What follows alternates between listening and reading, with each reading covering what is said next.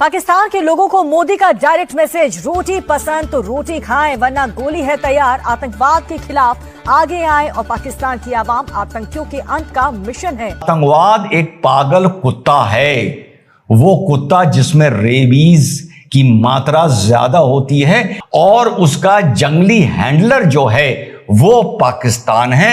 अभी तो 4 ही दिन का हुआ था। आप इमेजिन करो अगर ये खिंच जाता और लंबा 2-4 दिन और चलता तो क्या होता। पाकिस्तान के 4 टुकड़े हो जाते। पाकिस्तान के नौजवानों को आगे आना होगा। सुख चैन की जिंदगी जियो,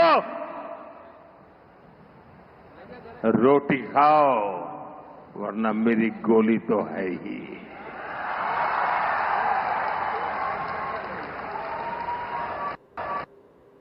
वो कह रहे हैं कि सुख चैन की जिंदगी जियो वरना मेरी गोली तो है ही है तुम्हारे लिए। वो सीधा सीधा कह रहे हैं कि मैं पाकिस्तान के लोगों को कत्ल करूंगा। बहुत बड़ी खबर सामने निकल के आ रही है कि एक स्पीच नरेंद्र मोदी जी ने दी जिसमें उन्होंने साफ तौर पे खुलेआम पाकिस्तान को चेतावनी दे दी है। उनका कहना है पाकिस्तान जो है या तो शांति से जिए, ढंग से अपने देश में रहे, आतंकवाद ना फैलाए। और उनका दूसरा ये तरफ भी कहना था कि हमारे जो नौजवान हैं उनको सामने आना पड़ेगा इस आतंकवाद से लड़ने के लिए, क्योंकि पाकिस्तान के अंदर जो आतंकवाद है उससे ये लोग काफ़ी ज़्यादा पैसे कमाते हैं। काफ़ी ज़्यादा इन लोग की ब्लैक मनी जो है आती है पाकिस्तान के अंदर। और वहीं पाकिस्तान को भी कह दिया है कि अपने देश में शांति बनाओ, आतंकवाद बंद करो, तभी जो है भारत चुप रहेगा, वरना भारत के पास जो है गोली है तुमको मारने के लिए। उनका ये कहना है कि शांति से रहो, अपना नॉर्मल खाना, रोटी पानी ये सब पियो, वरना पाकिस्तान तुम्हारे लिए, हमारे पास तो गोली है ही। और अगर जंगली हैंडलर को काबू नहीं किया गया तो इस तरह के पागल कुत्ते वो पैदा करता रहेगा। इंडिया इतना मजबूत है या भारत की फौज इतनी मजबूत है कि पाकिस्तान जो है वो फतह कर लिया जाएगा। किया था कि मेरा सेंटिमेंट ये था कि ये अटैक 2 दिन हमारी आर्म्ड फोर्सेस को और देना चाहिए था। मोदी साहब तो 1.4 बिलियन लोगों के वजीर आजम हैं और कहते हैं हमारे खतरा हमें चीन से है। सारा फोकस पाकिस्तान पे है, खतरा चीन पे है। जब अमेरिका से बात करेंगे तो कहेंगे माई बाप हम चाइना के साथ लड़ने के लिए तैयार हैं, हम चाइना के साथ सारा कुछ करेंगे, तैयारी है हमारी। जब इंडिया वापस आते हैं, आते ही कहते हैं पाकिस्तान पाकिस्तान, शुरू हो जाते हैं पाकिस्तान के खिलाफ। और जो थ्रेटनिंग कर रहे हैं पाकिस्तानी यूथ को कि मेरी गोली तुम्हें कत्ल कर देगी, आराम से रोटी खाओ, नहीं तो मतलब ये कि तुम्हें मैं कभी भी मार सकता हूं, मैं तुम्हें कभी भी कत्ल कर सकता हूं, मैं आप लोगों के मुल्क के अंदर कभी भी फसाद फैला सकता हूं, मैं कभी कुछ भी कर सकता हूं, मेरी ये कैपेसिटी है, मेरी ये कैपेसिटी है कि मैं आपके मुल्क के अंदर कभी भी किसी वक्त कुछ भी कर सकता हूं। ये वो चाहते हैं। पैगाम पाकिस्तान की यूथ के नाम, ये कोई सियासी बातें नहीं की प्राइम मिनिस्टर मोदी ने। मैं आज आपको दावे के साथ कहता हूं और अपने व्लॉग में ये बात बता देना चाहता हूं, ख़ास तौर पर पाकिस्तानी व्यूअर्स के लिए, कि आप प्राइम मिनिस्टर नरेंद्र मोदी के इन ख्यालात को कोई सिंपल पॉलिटिकल ख्यालात ना समझिए, ये आपके भले के लिए है।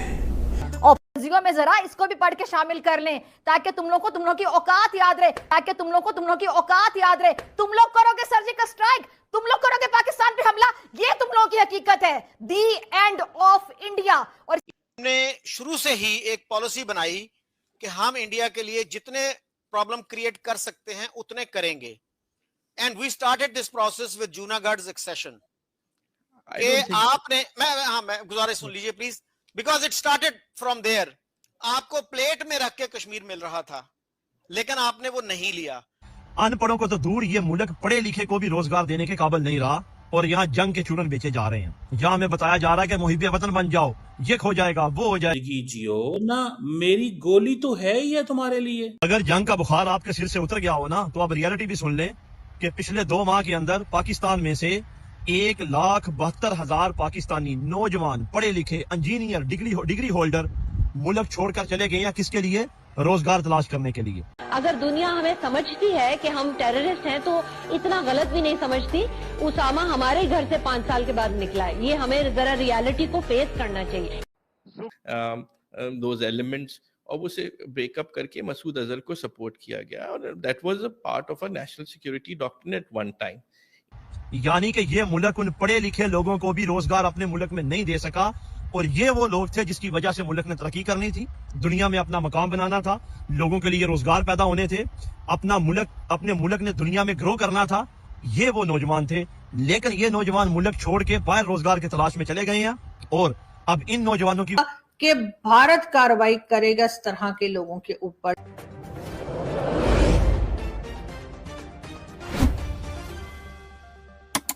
उसको मुल्क की मट्टी के साथ तो मोहब्बत हो सकती है, लेकिन वो माफिया जो मुल्क के ऊपर बैठा हुआ है ना, उससे वो बिल्कुल नफरत करेगा और इंतहाई दर्जे की नफरत करेगा, क्योंकि वो ये समझता है कि इस हर चीज के पैदावार ये लोग हैं जो सिस्टम के बेनिफिशियरी हैं, जो ऊपर बैठ के सिस्टम बनाए हुए हैं।